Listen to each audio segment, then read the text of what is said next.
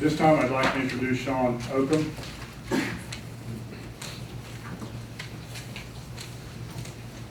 Welcome.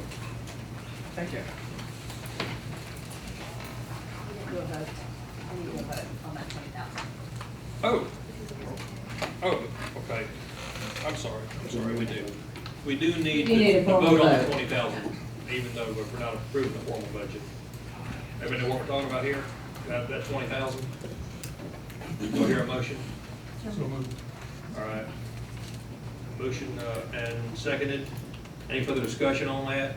You understand what it's about? Yeah, it's about funding Tech River, right?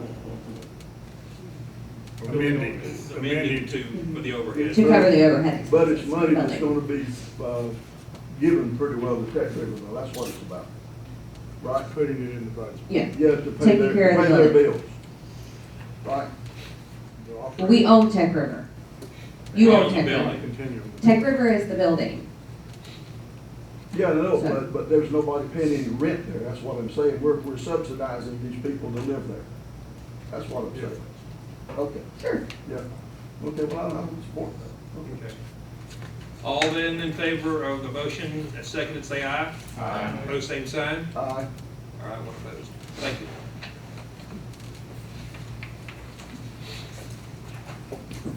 Welcome. Well, thank you. Good morning to everybody. Thank you for having me come and speak and give you an update on where we sit. As you know, our facility is being constructed right now in the Commerce Park, which everybody in Hardy County has been kind enough to allow us to participate with and to help grow business for the area. I was not able to attend the meeting 2 meetings ago, which I was going to try to do via teleconference as I was traveling. Status of the building, as you probably know, is a little bit behind schedule. That's okay for us. We have delayed our equipment delivery in accordance with it because it's home surgical level equipment, and therefore we have requested that our machinery be delivered sometime between September and November. It's not one or the other. There's a lot of pieces that are being involved. I've been to Germany, which is where some of our equipment has come from. I'll be in Charlotte, North Carolina in the next 2 to 3 weeks to finalize our infrastructure. That doesn't mean that it has slowed down our development of our business here in the county.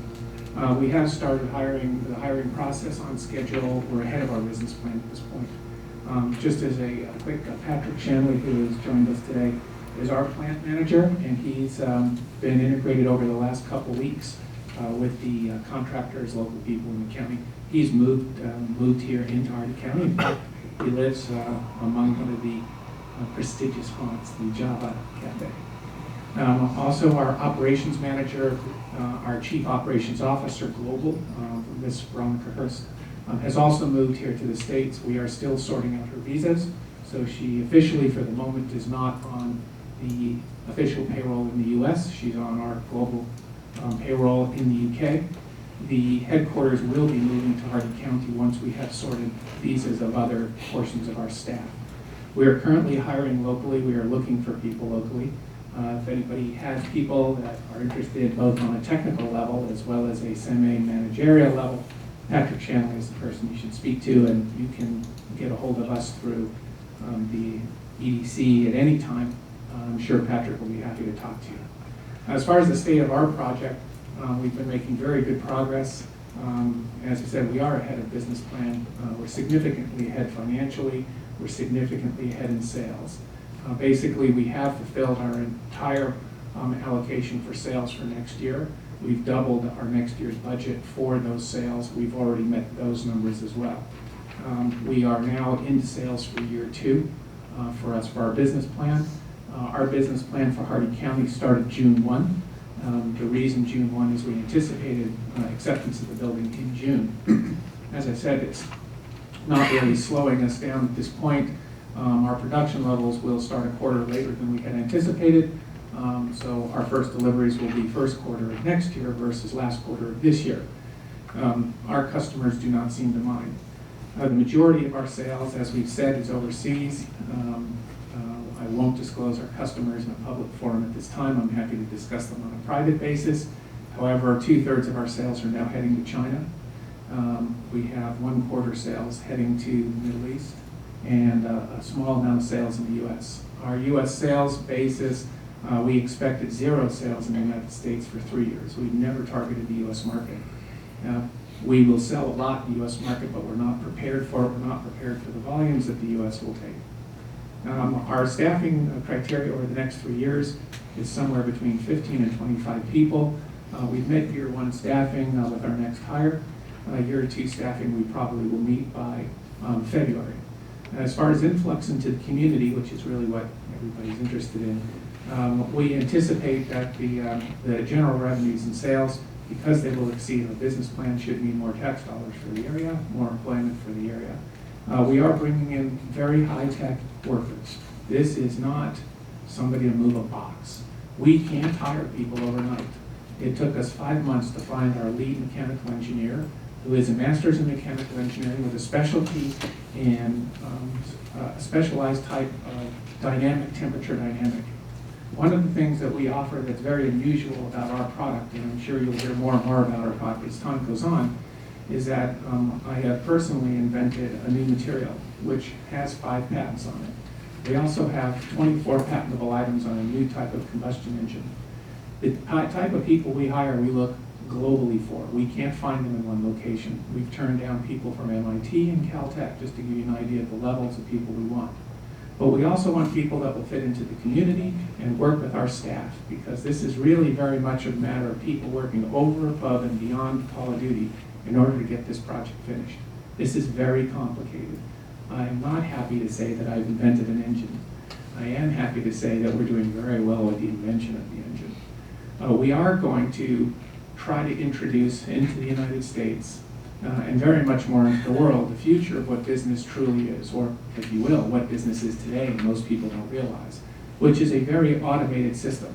That is from the manufacturing side. That is not from the staffing side. As the best example I can give you is when you go to the movies today, if you see a cartoon that's out there, 3-dimensional cartoon, regular cartoon, Pixar, Toy Story, everybody thought, oh, it's computerized, so we don't have to hire as many animators. It actually takes 3 times as many people to work in the digital world as it does into the actual world. The advantage that our process has is that it allows us to design and develop our materials, our engines, our applications without wasting the natural resources of our planet, which is a personal thing for me. We use less material and waste less time developing. Our first engine did not come out until we had 39 iterations and we suspected it would work. When we completed our first engine, it fired up right away. Our automated assembly system is extremely high speed, which is wonderful when you're manufacturing things. But when something goes wrong, you waste an incredible amount of material. We will be making 1 engine every 15 minutes is the ultimate goal. We are targeting 293 engines a day in this first phase of our manufacturing. We are capable of making 100,000 engines a year with 1 person on the manufacturing floor. 1 person. Right now, to make 100,000 engines at General Motors takes 163 people, according to General Motors. Think about that. 1 person. So where is our staff? It's all in engineering, all in development, all in machine coding, all in robotics. We have to support that, we have to grow that. Now the other thing that we're providing, we've never pretended that we would be the largest employer in the county. Never going to happen. But what we are is we are a clustering business. That means there are many businesses outside of our own, as much as we want to be independent, that have to come in and support us. We've already brought one of those businesses to Hardy County. When the building is ready, they will move in with us. It is a medical company. We will be providing medical devices on a global basis for medical protocol and testing. Our second business to Hardy County is coming to visit in the next few days, and for their own reasons, we will keep the date private.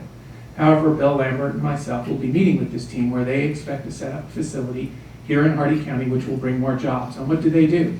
Pure engineering, all ceramics, specialized ceramics that we've designed for our engine.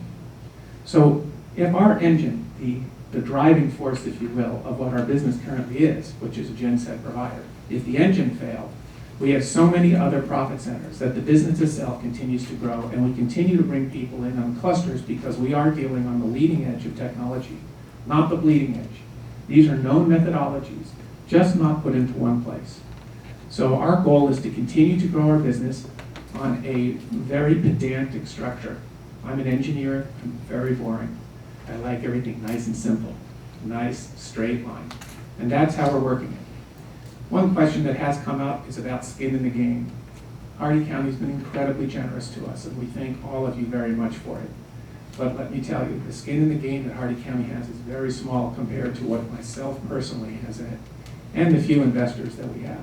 I've invested my business, I've invested my personal livelihood and my life into making this project successful.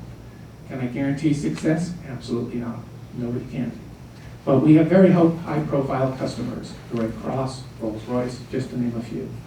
So we are doing our very best to provide the very best quality service, the very best quality product, and to bring the very best quality production staff and engineering staff. We look to hire locally, but we will hire globally as is necessary. However, one of our requirements of hiring is that you must move into the county, or at least into the city if possible. We've already done so. We've rented properties here. I myself, though I'm not in the country very often at this moment, have set up my own location within the county. So that's the update I have. I'm open to any questions that you may have that I can speak with on a non-proprietary basis. Any questions? I have lots of questions. Go ahead. I met you before You have? at that one meeting. 2 meetings ago. No, that was a long time ago. That was at the Commerce Park, Okay. out in the lobby. Yeah. Yeah. And I really enjoyed your speech that you gave on November 13th. I am in England. That was via Skype. Okay. I am in England, and we are developing our product and planning to move to the U.S. for manufacturing. We got lucky enough to be able to meet Bill and look into Wauchula. We should have done that in the first place. Our goal is to be able to manufacture, to deliver goods to the world from Wauchula, literally. Am I? That's absolutely correct. Okay. I try to be exact. I understand. Work hard, that's why I got everything laid out here. You were going to put your plant into Sebring, but you stated that Sebring, for political reasons that you can't figure out, didn't work out.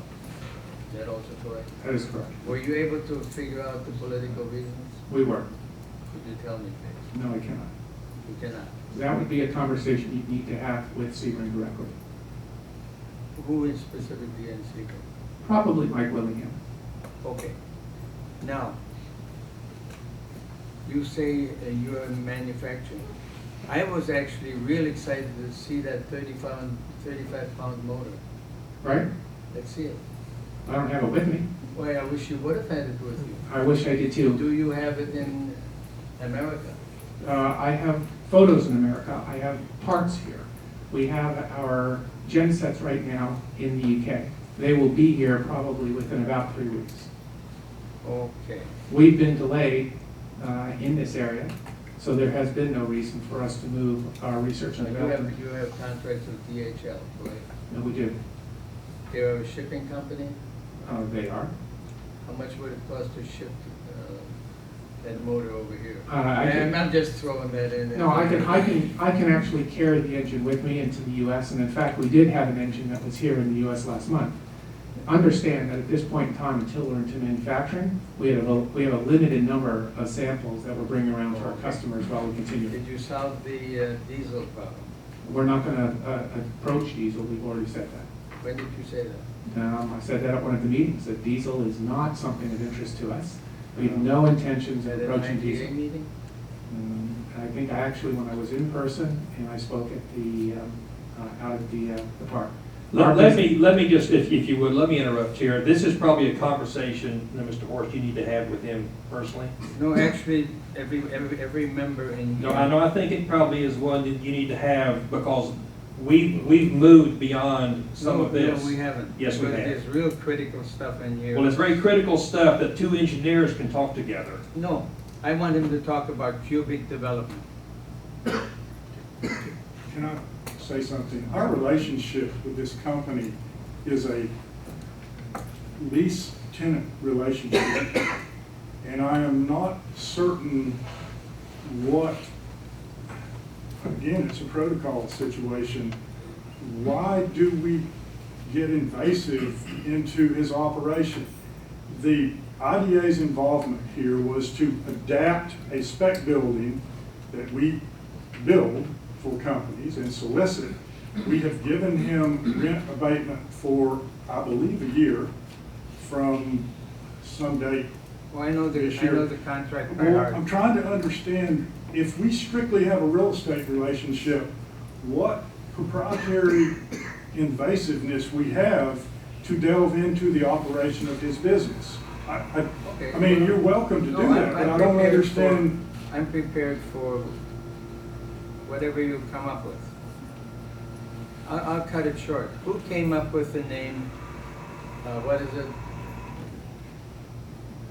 Production and fabrication, Manufacturing, manufacturing.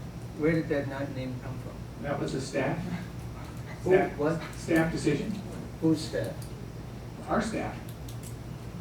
Well, why does it matter where the name came from? No, just relax. No, Please we relax. have people here that No, are. because, if you relax, please, because there is no registered company in Florida by that name. The registered name is PF Man LLC. That's what's No, registered. no, Actually, it is. PM We can even give you the document number. I'll give it to you. PFM does not associate with the production, Production, fabrication, manufacturing is not the legal entity's name. The legal entity's name, as has been disclosed oh, to this it's not board. the legal, see, I called the state, and the state told me there's no connection between PFM and the long name. I'll That's just true. call it the long name. We- There's no connection. Now, hold on. Why does the contract state that it's an LLC registered in Florida for operation, an operation of what? PF Man LLC is a registered LLC in the state of I Florida. totally agree. And I'll show you your original registration papers. Here they are. There's no mention of the other company's name.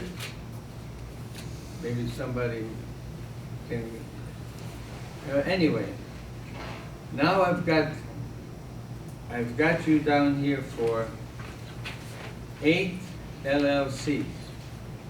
Had that company been one of your companies registered with the state of Florida, there would be 9 LLCs here.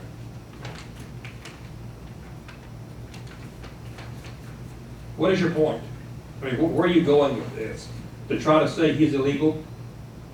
No, I'm not trying to say. Well, where are you going? Tell us where you're going. I will. Well, I we've will tell got to you- get through here today. You don't want to hear the rest of the information for expediency? Cubic Development is exactly in competition with Travis Bond. They have medical records things, doctor's supply. This is something you need to, and Travis Bond would want to look into. Who is Travis Pond? He's sitting right there. So- And he's got- So how are we in competition with Travis Pond? I'll get to that. And why is that relevant to our lease of PF Man with the city? Okay. To the county matter? Okay, then I'll go into for your benefit.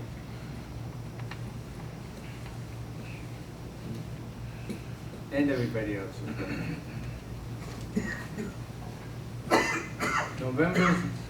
November 13th was the famous Skype call. Now, who is your staff that you're developing your product? And where are your laboratories because you never mentioned any details during that call that I could find. And we're not gonna mention that in a public forum either. That's for the safety of our staff and our customers. For the safety of your staff, okay. So as a result of the November 13th meeting, the contract was increased by $300,000 at your request for extra heavy concrete to support these ultra-sensitive machines That's true. and air conditioning. And did you discuss that with Victor Pfister? Of course. And do you have any contracts already to, or did you even mention to what machines that you're gonna need? Yep, and the other company that we've used is another German company, and the machine, it weighs over 47,500 pounds. So the decision on the thickness of the floor and the strength of the floor was based on an industrial engineer that we hired, specifically that said in order to get the stability of the equipment that we Could needed. you give me needed that at floor. industrial engineer's name? No, I will not. You will not. Okay, He's also part of our staff. We have hired him as a consultant. okay. I'll give you this. We did also speak with the local contractors here and asked them their opinion. And they themselves said, we're not sure with equipment that this heavy. But with equipment the size we have, there is a very simple math formula that can be calculated out that will Which I'll determine. do you in my head. Please do. There are Here. three pads for leveling under those machines, and we'll use your number, 47,500 pounds. In a 14-foot by 21-foot footprint. That's 985 No. pounds per square foot that's necessary, which means that the concrete thickness needs to I'm be 7 afraid feet. that, I'm afraid that your calculation isn't correct. Well, then, It just assumed 50,000 or 48,000 for simplicity. Mr. Horace, let's. No, Yes, we're gonna stop here. I mean, you're arguing with another engineer, the building is there, the floor is there, we can't go bring this You back. guys authorized $300,000. It's done, For the weight. it's For done, the weight. it's And done, it boils down to 80 pounds per square inch.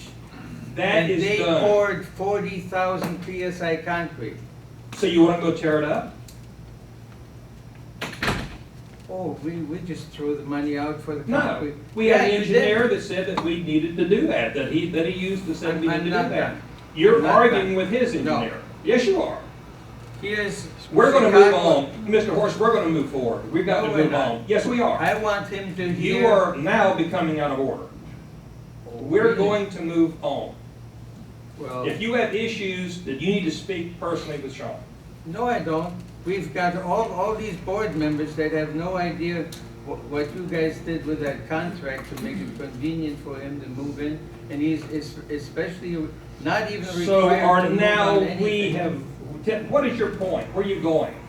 Are you showing that we're all incompetent? Are you showing that we're all criminal? Or where are you going?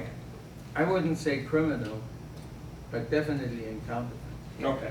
Because you don't even want to hear that it's only 78, 80 pounds per square inch. It's And he'll already agree with built. it. It's already built. It's there. I'm glad that everybody hears that it's already built. It'll all come out. Yes, it will. But thank you for your input. Oh, you're welcome. And don't get so excited. It's my nature. Yes, Bill. I don't think we've had this discussion, but I'll be more than happy to sit down with you. I've been waiting and waiting. We could have done this in the first place, and you wouldn't have. Or can I please, well, one last Well, question. regardless, Just hand this gentleman this thing. sir, Sure. Since you are an engineer, and the three pads are 14 by 14, which is 200 square inches, and there are three of them because they're only for leveling. And I didn't get his engineering data in the mail yesterday as I expected. So you take 600 pounds, 600 and divide it into 47,000, you'll come out with 87 PSI. you may be correct, but this was what was advised to all of us for the building. So we Think tried about to the act floor in the won't ever best. collapse. What? The floor will not collapse, so that's good. Oh, that's an intelligent statement. You'd rather overbuild than underbuild. Personal. The floor will never collapse? regardless, the building is built. I remain very excited with Sean's presence here. I thank you for all the work you have done in the Yes. past year, and we will continue to move forward. If I may add, it is possible that in the specifications that have been requested for the building, we will accept the responsibility for the error. If there are errors that were done in the requests that we've made with the county, we'll accept that. We will do our very best to make our business profitable so that the lease payments that are due to the building will be made on a timely manner and a consistent manner. We will continue to do our best to bring employees to the area. We will continue to do our best to introduce businesses to the area. You guys have been kind enough to embrace us as family, and we are doing our best to embrace back. So I'm sorry if you feel that we've made a mistake. We've tried to do it with the best intentions in mind. I'm certainly not pouring a slab, as it were, for myself to sleep on. It's a little too hard for my back. 24 inches. And our goal is to do the very best job that we can for you. So if we've made a mistake, I personally apologize, and thank you very much for giving us the benefit of the doubt and extending the extra dollars that was believed is necessary. And we hope that when the facility does open and is fully functional, we would welcome you to come in for a tour. We welcome you to come to see what the hard dollars of the county was spent for and why. Is this the time to ask any question about the estimate? Yeah, because when we get through here, we'll take a little break. Do you have a, I have a question, if it's time to ask any question. okay, he's there. Well, it's probably more, well, to him and probably the staff. I have an invoice here from Peace River Electric where this board paid the meter deposit fee of $16,500. So I'm assuming the power out there is in our name. It will be until the lease is consummated, the building. My question is PF Band going to pay us back the meter deposit of $16,500? You know, I don't know, I'll have to. That's for the transformer. No, it's not. It says meter deposit fee. That's like you pay in advance for like 3 months. And if they don't pay the light bill, then they take it out of the deposit. That's what a meter deposit is. I'll have to look into that. It's like an advance payment. You know, the city does it, everybody does it. Sir, whatever the city decides, we'll be happy to do. Well, it seems like to me that I understand why it was probably paid, because you need to get power into the building to check everything out. But if the meter's gonna be in your name and you're gonna pay the light bill, then you should pay the meter deposit. And the meter deposit should come back to this board. That's my point. Won't Preco take care of that? Whatever. Won't Preco take care of that automatically when they change the name? Not if they don't pay the, No, when Well, they if change our- the power into their name, Preco will automatically handle for the well, clause. not if Bill or this staff says, well, just give them the meter deposit. Even if we did, it would be capitalized in the cost of the building, and we would recoup it back over their lease. You raise a good question, I don't know, I'll find out for you. Well, And sir, whatever I the think general. we've got to stop doing this kind of stuff. Whatever the general operational expenses are that is expected and customary for us, of course we'll pay. Yeah, it's just a matter of you just pay the deposit, and Peace River can reimburse us for that deposit, and then we can put it in our general fund. I think part of, I think part of what the issue is that there has been issues for the power company to get the sufficient power out to the park to provide the power. Oh, I we don't need. doubt that, brother. Yeah, So we're so, working for Peace River, you got a problem. I understand. So I think that because there has been issues with power and delivery of the building and timelines, I think the general operational expenses of the building haven't been capitalized yet, and once they are, then whatever is normally customary, of course, will pay. And so therefore, if there's electrical power that's due, you're in a traditional rental, the power would be in your name as the owner. When the leasee takes it over, they have a choice of turning the lights out or paying deposits. So if that's the case, then of course we'll make the payments to the power company. Power company will reimburse the city. I would believe that that would be the normal course of action. All right, thank you. I'm through. I'm done. Yes. When they leave, the deposit is refunded, so we don't actually lose the deposit. It would depend, if it was a deposit for an unpaid light bill. then Yeah. As long as they pay the would take it bills, out we of the get it light back. bill. I think the way it would happen, again, let's assume you own the house. You have a deposit on your house to pay power bill. You decide to lease your house out. You don't give up your house, but you take the power out of your name. And you tell the power company, I'm renting it to ABC person. Then they would call ABC person and say, there's no power on your property. If you want power on your property, we need X deposit. And when that person leaves, as long as that bill's paid, the deposit's returned. That's my understanding of how it works. So for me, what happens is, when we get the building and we pay our deposit to the electric company will refund the deposit that the county has paid. Then the deposit will be in our name, and when we leave, assuming we paid our bills, our money is refunded. That would be my understanding of how it works. That's correct. I worked at Peach River 43 years, so I know how it works. And you're correct. All right, so I would assume that your board has paid the deposits to get the building done because they own it. Their building. Yes. When we take over that lease, or we buy the building, whichever the case may be, then that becomes our responsibility in order to keep power there. I would expect that. You're correct. Do you have any more questions for me? No. Any other questions? Yours get answered, John? Okay, thank you. Thank you so much. We appreciate your presence and your presentation and your commitment to us as well as us to you. Thank you so much. Thank you. Let's take about a 5-minute break, please. And that way it's already sectioned. Yeah.